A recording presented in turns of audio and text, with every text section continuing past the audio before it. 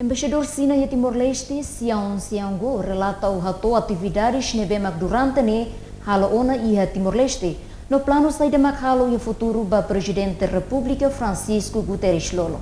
Benhira remata sormalu embaixador China e Timor-Leste Sião Siango ba jornalista Sira e Palácio Presidente by repite sexta nedehan nyahak solok beleha sormalu presidente o de relata atividade nebe makhalau ona no saída makhalau tang ia tempo oin.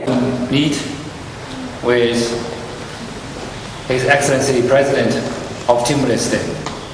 I just briefed him about what we have done from embassy in the outgoing years and what we are planning to do next year.